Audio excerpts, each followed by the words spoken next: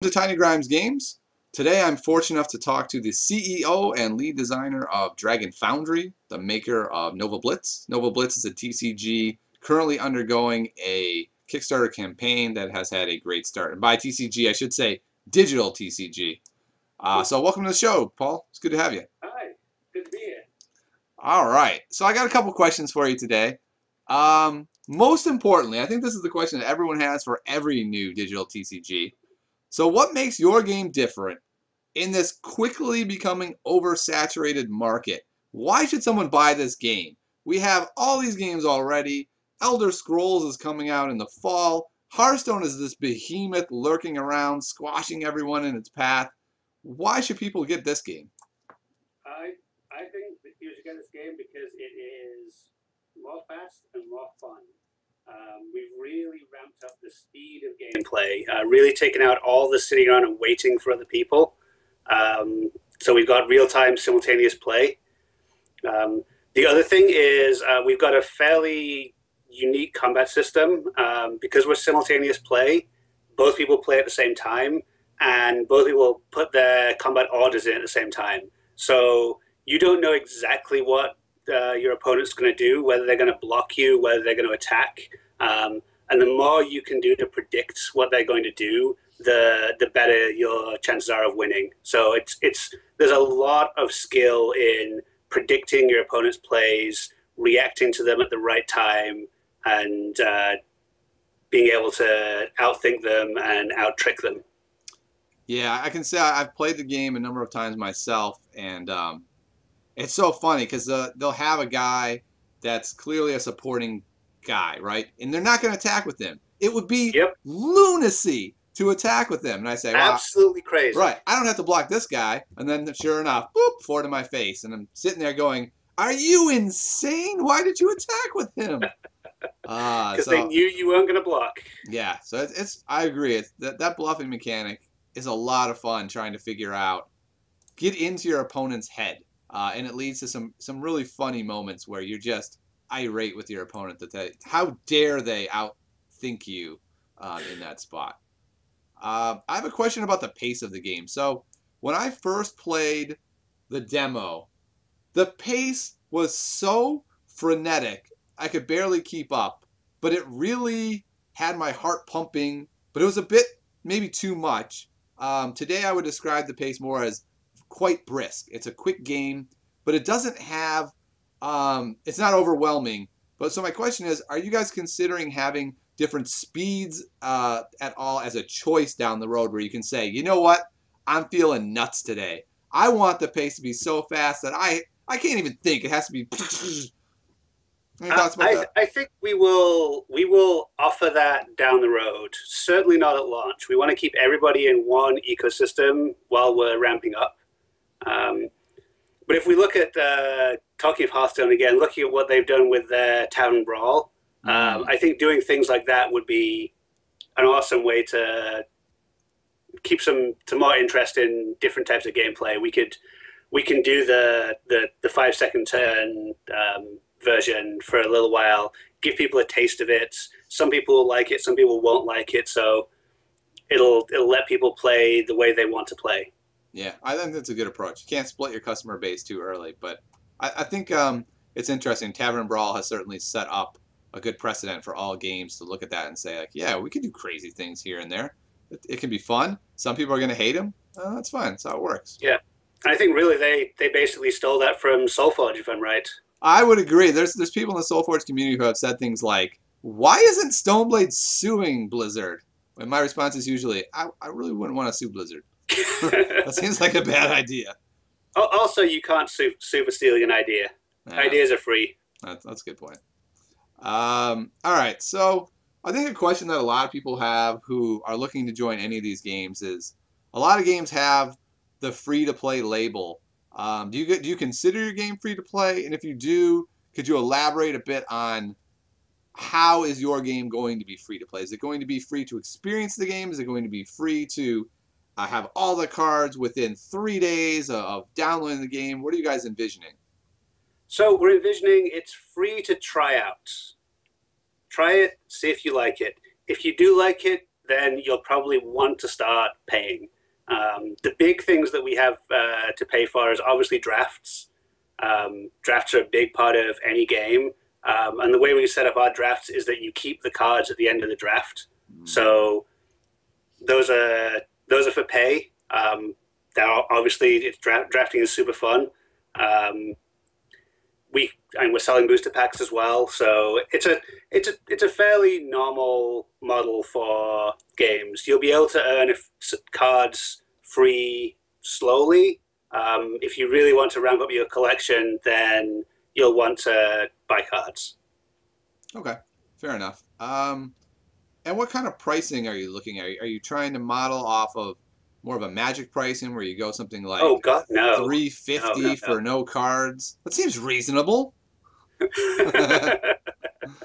So starting off with free and enough cards to have five decks to start with. We want to give you enough to experience the game, be able to do some deck building right then and there. And then when we're talking about booster packs, we're talking the price for a single pack in-game currency is right around $2. But if you're buying multiple packs, that price drops a lot. And also, if you're getting your packs through drafts or through constructed, the price for a pack is a lot closer to $1 a pack. And these are 15 card packs. Ooh, 15 card packs. I like that. How is it? But is it like 14 and a half commons and one mid-range card? The rarity distribution is pretty close to the Magic standard, except we're a little more free with some of the rarer cards. Okay. So it's a friendly rarity distribution. Okay. I have to admit, one of the things that's drawn me most to this game is the Smart Pack. I love that idea that you can join a tournament, you can do well, and you get to choose what set you want your pack from. I think it's held a lot of other games back. People get to a point where a random pack doesn't do them any good anymore. How'd you come up with that? It seems like such a good idea. I'm surprised others haven't. We looked at the economy of a lot of other games and said, this is something that we hate. We hate like having to manage it on our end, and we hate having to interact with a bunch of different packs at a bunch of different prices and getting the wrong prizes out of an event. So we basically sat back and looked at it and said, we can just look at it the opposite way around, where you just have packs, and then when you open the pack, you choose what you get. So it's good for tournament prizes. It's also good if you want to buy a bulk packs so you can get the discount. You can buy 100 packs and then split that up any way you want between sets. Ooh, I hadn't thought about that. Will they have future cards so you could buy a pack today and then open it 9 months from now and get the new cards in that pack? Yep.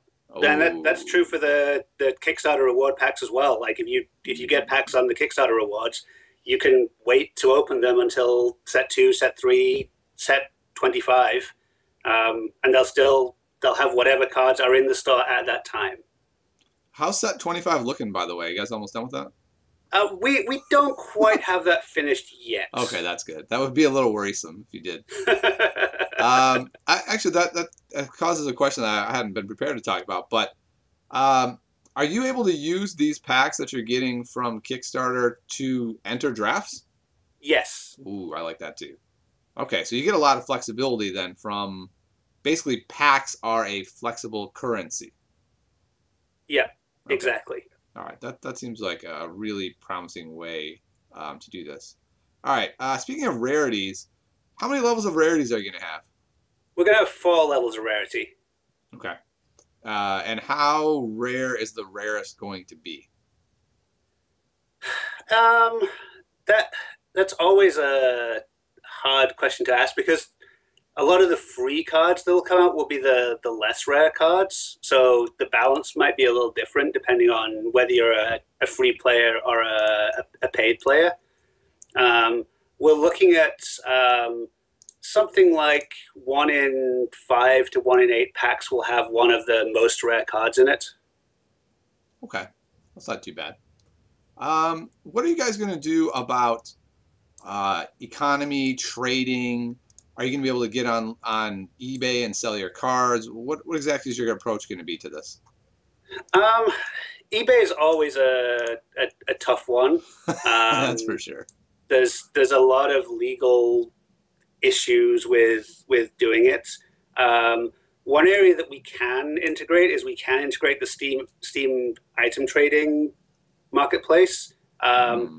we're planning on doing that for some of our tournament prizes. We'll see whether it makes sense to also integrate that for um, other cards. We're definitely planning on a trading system, which is it's going to be a marketplace driven trading system. Okay. So you can post a trade, other people can accept the trade. It sounds really promising to me to do something with Steam Marketplace. That way, I know one of the big concerns a lot of the games have, like Hearthstone, SoulForge is in this boat as well at this particular moment, is investing a lot of money into a game and then not really having a way to get that money out. It's just locked into that game. Um, Yeah, this is kind of the conundrum that free to play games have. You can go the Hearthstone's kind of on one end of it. SoftWatch is in the middle somewhere, where you're giving away a fair amount of cards, and that actually makes it hard to add the rest of the economy on top.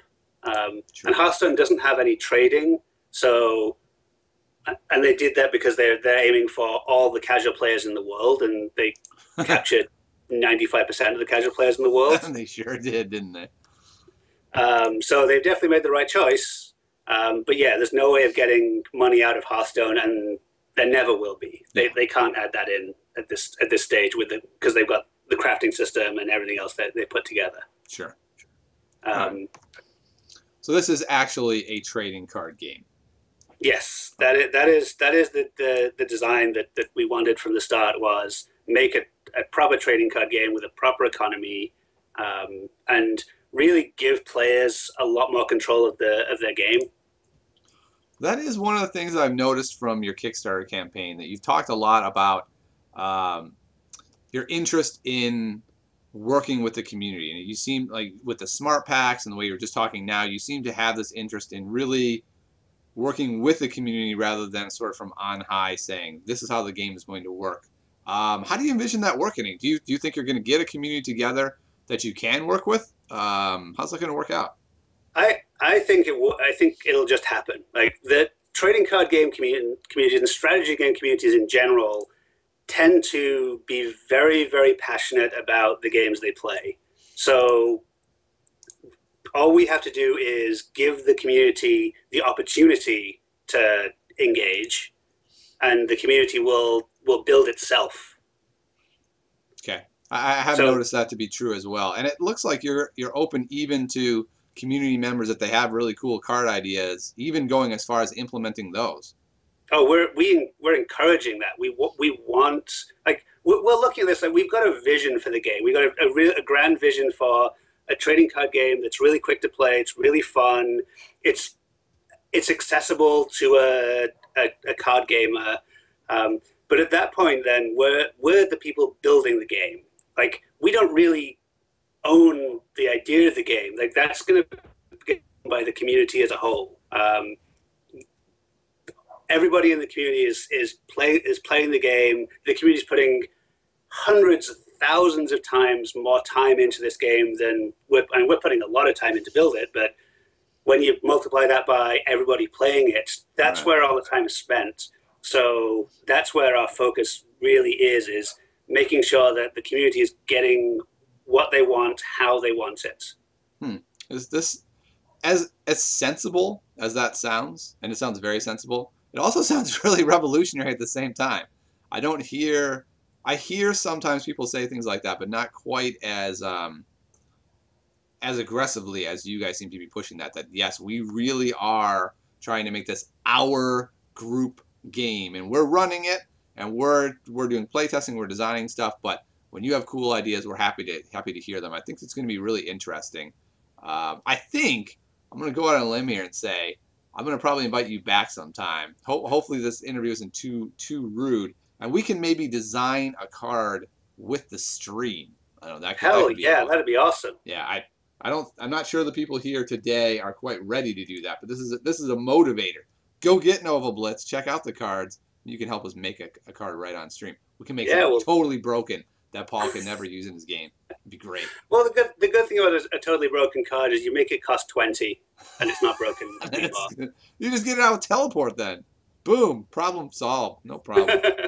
The trick with card design is less about whether a card is broken and more about whether a card is fun. Yes, okay. I Because agree with that. you can make a card that's totally balanced and doesn't really break the game at all, but is so unfun that no one wants to play against it ever, and it makes Sure. the game a horrible experience. You can have a card that's totally unbalanced, it's totally overpowered, but everybody loves it when it's played. Like those are the cards that we want to aim for, and then we can tweak the balance on them. Okay, so basically design cool, innovative, fun cards that don't break the game. Yeah, they can break the game. We just have to acknowledge that and cost for it, or Sure. filter that out as we're developing. Okay. So I noticed I was looking at your Kickstarter page. It's doing pretty well. It looks to me like you're Yeah. going to make it. But I do have a question for you. Everyone loves stretch goals. Where are the stretch Yep. goals, man? Can I visit your house if I pledge $10 million? I mean, what's the deal here? If you pledge $10 million, you can definitely. I will cook you dinner, and I'm a pretty good cook. Wow. If I had $10 million, I might do that. But maybe one of the people in my stream does. So. Yeah. But are you guys? That offer is open guys, to anybody, anytime. I will cook you dinner for $10 million. are you planning on stretch goals, or is it something that you guys have just decided not to do that? We are definitely planning on stretch goals. We wanted to focus on the initial target first, but we've got stretch goals planned. They're a mix of more stuff, because people like stuff, as it turns out. Oh yeah. So building on the various different pledge tiers, and on top of that, some more features that we want to implement. Okay. Are you planning? I haven't seen any hints of this. Are you planning on expanding the game in any other directions? Having some sort of single-player campaign mode or a 2v2 mode, or are you currently just thinking, listen, let's just get a really badass game here, and then we'll go from there? Yeah. Step one is make an awesome game. We did that. Step two is get a bunch of people playing a really awesome game. That's what we're doing right now. Step three is expand that in ways that the community wants it to be expanded. So if we have a lot of demand for a single player campaign, we prioritize that a little higher than something like a more deep tournament series. So we'll see what the community really wants. There'll be surveys going on. There'll be chats and questions, more streams like this where we can get questions and answer questions. And we'll really find out what the players want and put that in. Okay. I've noticed right now there's not any ways to chat with people, and most people want to be able to say horrible things to their opponents after or during a game. So are we going to be able to do that? So during a game, no, not right now at least. The gameplay is a little fast for that. We might put that in for some types of gameplay. For example, we're working on a friend mode play at the moment. So you can challenge your friends to a game directly. So with that, we probably will consider adding in-game chat. But for most actual in-games, no. We tend to find there's a fairly toxic environment around in-game chats in a lot of games. It happens. Yeah. What we are adding in, because we need it to build the friend play, is we're building in a lobby chat system. Okay. So you can chat with your friends and organize games, and then challenge them to come and try and defeat you with something awesome and crazy. That seems reasonable. I will say this. I think if you're going to have in-game emotes, one has to be like, nice top deck, you lucky SOB, or something like that. So Hearthstone really missed the boat on that one. Although I think that's what well played is supposed to mean. I think I think that was not what they intended it to mean, but it's certainly become what it means now. Yeah, I think it's really interesting how they're like, it's a casual game. People are just gonna have fun with it. Look, all these nice emotes, and people are like, all right, let's see, what terrible thing do we assign to each of these supposedly nice emotes? Yeah, So I think your point is well taken. That no matter how you arrange chat in game, there's always the possibility that it becomes incredibly toxic. yeah. I think Hearthstone's done a good job of keeping it non-toxic because if you don't understand what it means, then it just it feels fine still. Yeah, that's a good point. Um, As long as you're oblivious, you're fine. yeah, which is what you really want for like if the 95% of people who are good players and friendly people Yeah, don't experience negativity, that's a win. yeah, that's true. Plus, it's easy to just turn them off if they do bother you, so it's not a Yeah, problem. that is true too. So I'd say this. A lot of the cards that I've looked at have been fairly straightforward. You know, a guy, he's got stats, he's got armor, he can fly. There have been a couple kind of crazy cards. But I'm wondering, is this something intentional that you're doing right now because it's the base set? Or are these just the first batch of cards, and even for set one, there's going to be some really crazy stuff that happens? So it's intentional right now because people are just learning the game.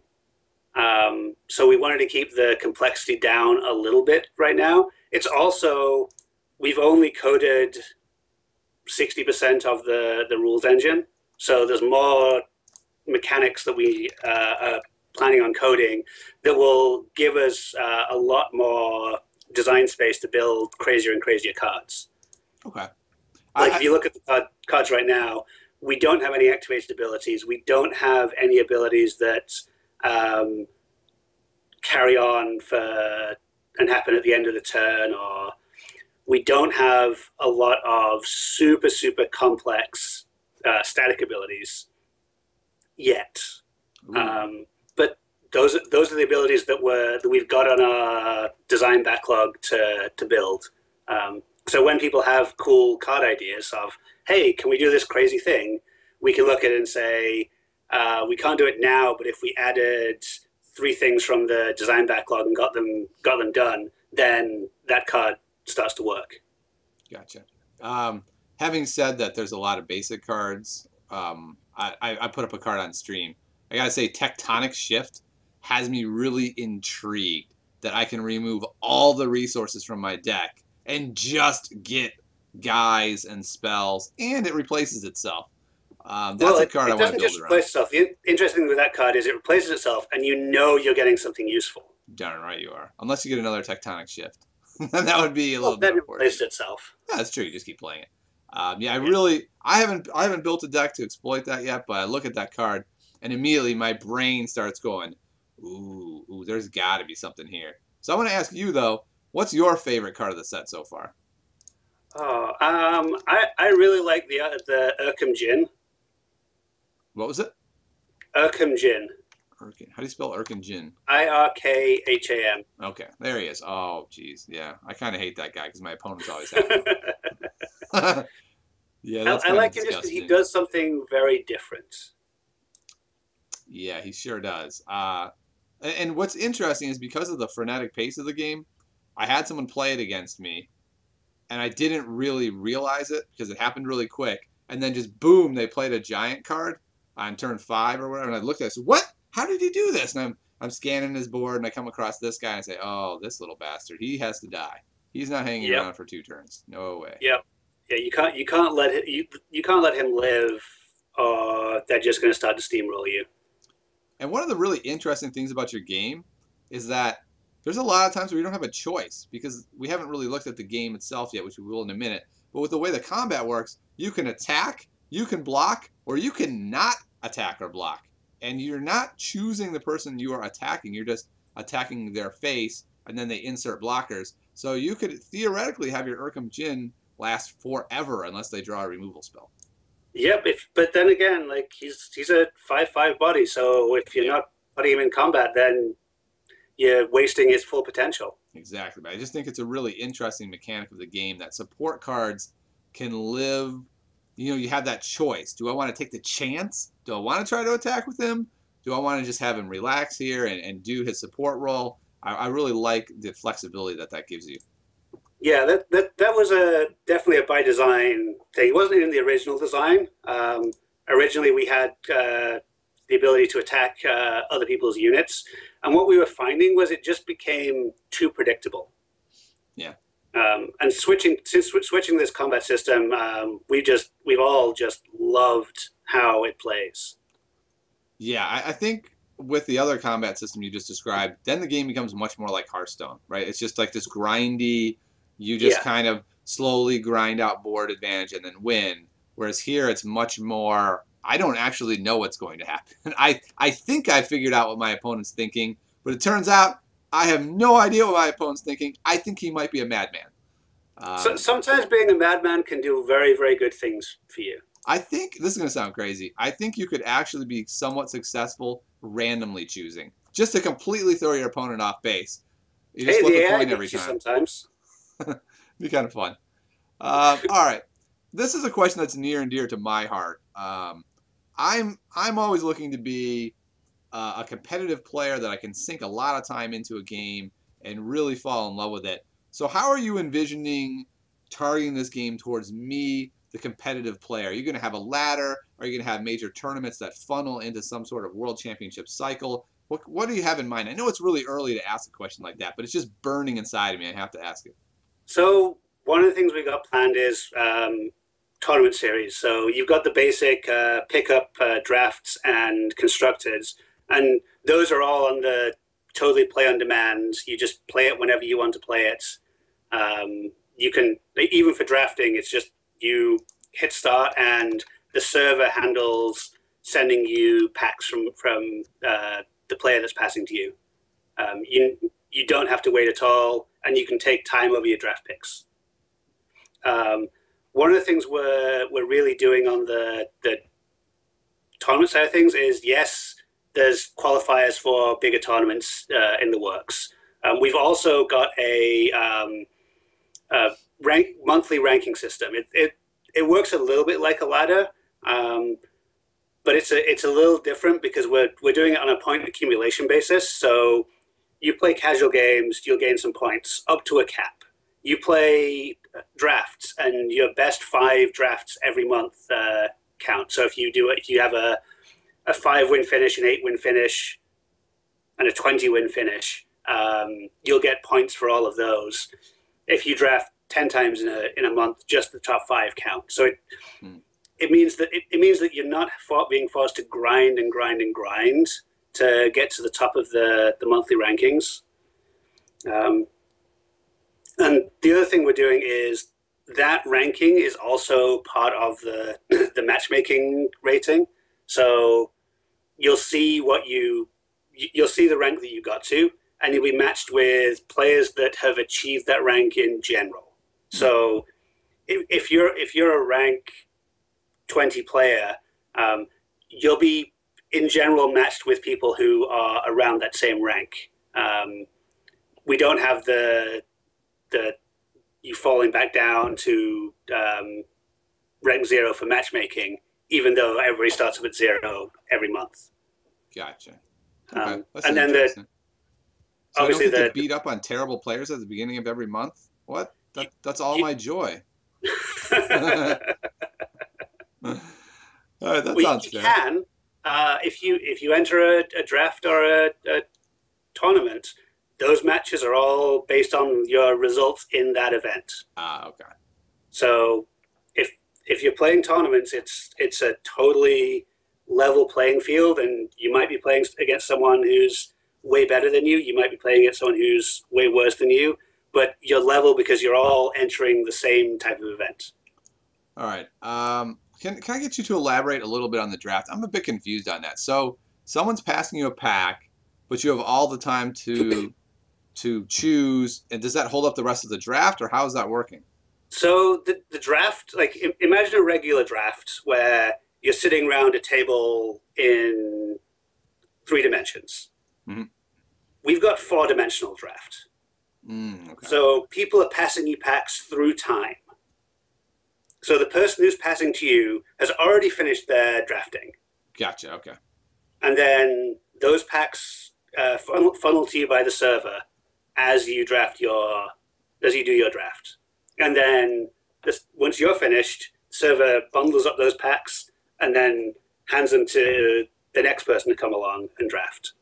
Okay, that sounds really interesting. So you can't really hate draft against people, but at the same time, it takes away the waiting extensively that would happen in that kind of draft format. Yeah, and it gives you a draft it's real people drafting. So it's not an algorithm that's giving you cards like in Hearthstone. It's you're getting packs from real people. So if one particular aspect is too powerful in that particular draft, more people draft it, you get less cards that aspect. So everything balances out in the draft. That's an interesting way to balance it out. I think I like that a lot. I'm not a giant draft fan myself. I'm going to admit that to you, but this one sounds pretty intriguing. All right, so I'm going to ask you one last question, then hopefully we'll have time for one quick game. But for unique games like this, it can be really hard to know when you have something good and something great or something new and not very good. How did you know that what you had here was something that was going to fit into the great category? We started playing it and started loving it, and we started watching people play it and watching people talk about it, and we realized that we had something that was great gameplay. Okay. Like we still get complaints of, oh, this is destroying my productivity because I'm playing all the time. You should really stop making the game then, if that's the case. You don't want to wreck people's lives, Paul. Come on, man. All right. Well, why don't we play a quick game? I think we should have time for one game. I know you actually have real world work to do here. You got to get this game out the door. You can't just chat with me all day. So I'm going to play a deck here. I'm going to go into the queue. Paul, I got to warn you. Well, the deck's probably bad. I was going to talk a lot of smack to you, but you probably have a way better deck than I do. So I'm not going to do that. See if any of my viewers here have any questions.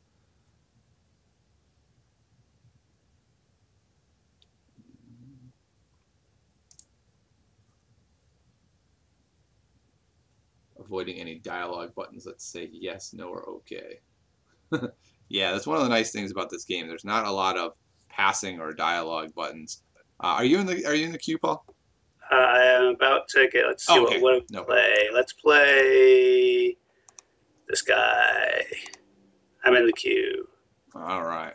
All right. Here we go. Yeah, the no dialogue buttons and no passing is by design. I like that a lot. because we've got a fast-paced game, we really wanted to make sure that the gameplay was smooth. I think that's a complaint of a lot of other games, is their gameplay tends to be not quite as smooth as it could be. They just either they haven't thought everything through, or they've made design choices that aren't necessarily perfect. Mm-hmm. Man, I tried to wait, but I had to put him in before the first half went away, and you still got him. I did. Jeez, come on, man.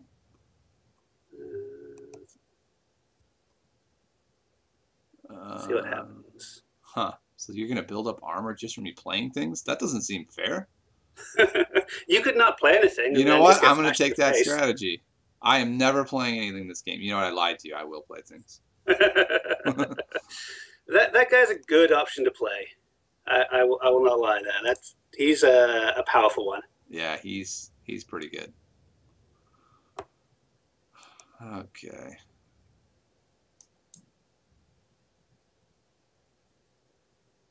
See what we're facing. Wow, that armor guy's gonna be a real problem. Could be. I waited too long, Paul. No. I thought too much. The pace got me. I can't attack. Oh, I can. Or I could block. So I'm definitely not blocking. I mean, I'm not attacking with maggots. You just know that to be the case. So you don't have to worry, Paul. I am pretty sure. I couldn't trick you. I tried really hard. Let's get some more armor out there. Oh my goodness. All right. That's okay. Got you right where I want you. I want to take a lot of damage, get you overconfident. Let's do some more damage, I think. I'm going to just tell you I'm going to attack. So if you want to attack with the mages, that's totally fine. Oh, okay. Cool. I think I will then. Thanks, man. I really appreciate that. You are good. I thought maybe that was an elaborate trick. I do not like the stunning. I'm liking the armor over the Dequanimus's 2 damage here. Yeah. Yeah, lots of deal. Oh, you got a lot of guys out there. I got blockers now. Let's get some more blockers in, and well, the Tomb Dweller is really not a threat. Yeah, I don't think he's gonna get to hit you. He's gonna I look don't at think you. You've got a lot of airborne here, though. Wow, that shockwave tank is really strong. It's a powerful one. Let's see how we're gonna handle him. We are not. That's the answer. We're absolutely not going to handle him. Oh, I could have attacked with a shield force. Uh-huh. All right. Let's see here. What do we need to do? I think we need to do that. I think we will. No, don't destroy him. He was your friend. He was my friend. Then you had a falling out. Oh boy. All right. I guess I can't block anybody. Yeah, at least you don't have to make choices. You're welcome for that. But I can smash you in. The regenerator. Well played there. Let's kill him. No. That 1 damage was enough. Oh no, I lost. I hit pass instead of just waiting. It was a huge blunder. You gonna do anything bad to me?